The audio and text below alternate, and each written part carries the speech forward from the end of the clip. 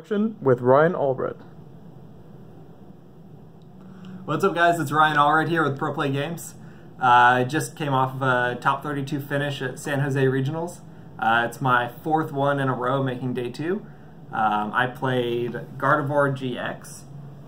The list is very, very close to the one Ahmed played in Daytona. You're welcome. There's a couple cards difference because the format's changed a little bit. And it's just things that help the deck work better. So for the Pokemon, we're playing 4 Ralts. The specific counts, this Ralts came from Plasma Storm. The attack for a colorless energy, you can flip a coin for paralysis. This is relevant against things like Night March and Necrozma, where Dimension Valley lets it attack for free, and flipping for paralysis is really good to get you out of a tight situation. There are games I won because of that attack. We still play one of the Mumble Ralts. It does 10 damage. Sometimes just dealing some damage can be relevant. And it also resists Dark, which can be good, and it's not weak to Psychic.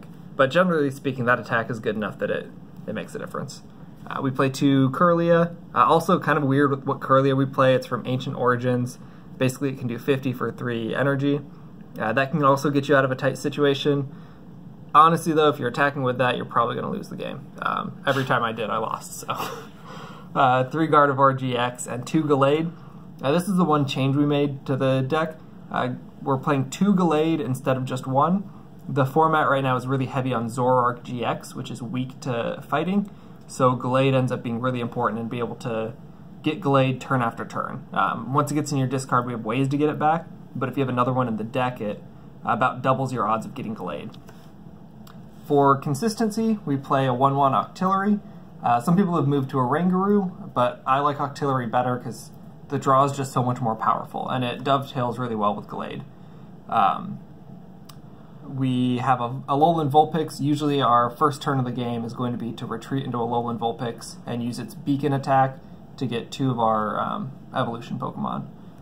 We're playing a 2 Tapu Lele, 1 Shaman split.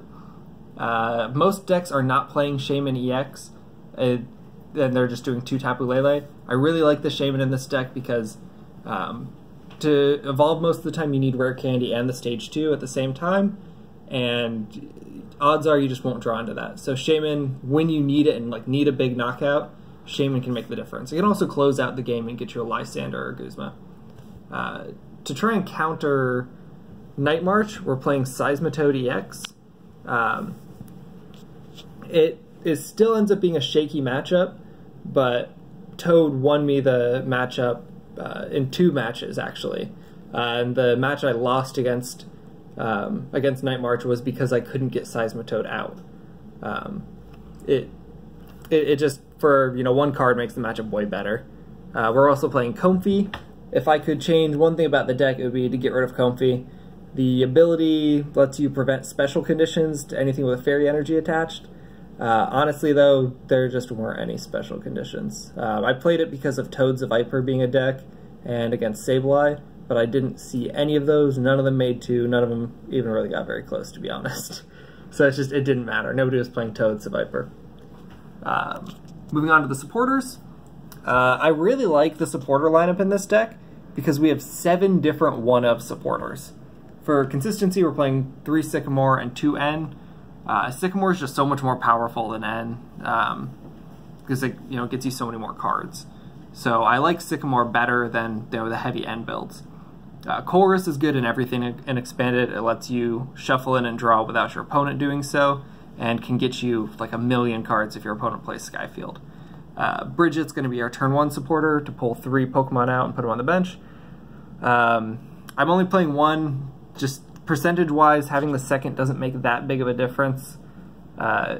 You won't prize it that often, and there's also a lot of times that even if you had to, you can't play it turn 1 anyway because you just don't have what you need.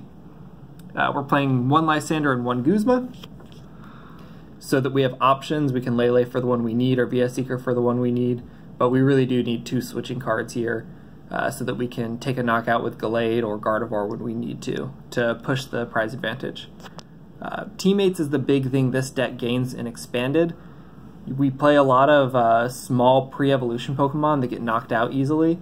So the next turn after they get knocked out, Teammates lets you take 2 cards and just ensure that you're going to get whatever you need to. Teammates is incredible in the deck. And Acerola lets us scoop up something that gets damaged. Acerola is super good too. That's how you beat anything that can't one-shot Gardy, which is most of the format. Gardy has 230 HP. It's like a Wailord. And we play Karen. That goes with Toad. It's just a Night March counter. That's really, I've used it once or twice outside of Night March, just usually to get it out of my hand, or if I didn't have anything better to do, or to make Gallade deal more damage, but it's mostly just for Night March. Everyone's playing 4 VS Seeker pretty much. That's pretty standard. 4 Ultra Balls standard. We're playing 4 Rare Candies. It's the most powerful card in this deck because it lets us get our Stage 2s out quickly. We're playing 2 Choice Bands. Choice Band is huge to be able to knock out a Tapu Lele or to be able to knock out Zoroark with a Gardevoir. Like I said, it's really hard to one-shot Gardevoir, so if you can power up a Gardevoir and stack energy on it and take 2 prizes, you're probably going to take another 2 prizes with it because they're not going to knock it out. And then you've almost won the game by then. The other change I made with this over the Daytona list is swapping out one of the Fairy Energies for a Super Rod, and swapping out that Rescue Stretcher for Gallade. Basically, it just gave us 1 more spot in the deck, and essentially gave us one or two extra energies, because Super Rod can get us 3 energies back instead of the 1 energy we lost. So it gives us more space in the deck and gives us more outs. 2 Stretcher would have been nice in some situations, but the second Gallade was just more powerful. We play 4 double colorless and 7 fairy energies. We only have 1 field blower. Since Gardevoir is not as relevant and expanded anymore after Zoroark took over, the second field blower just doesn't get enough value, in my opinion. For the Ace Spec, it's Computer Search. Most of the good cards are still in our deck. You know, Dowsing Machine's really only better when you need a 5th copy of a card, and with all of our recovery options, we just don't. You know, Computer Search just gives us what we need. That was the list I played. I'm really happy with how it performed. It got me another day 2. I think moving forward, it's still going to be a big threat and expanded. So hopefully we'll be seeing more of it. Thanks for listening. I want to give a shout out to PPG, Pro Play Games, and Ultra Pro. They're the ones who brought you this video. If you haven't checked out the Ultra Pro clip sleeves, I would. They shuffle really well and they work awesome. Thanks for watching. See you later. This has been another PPG production.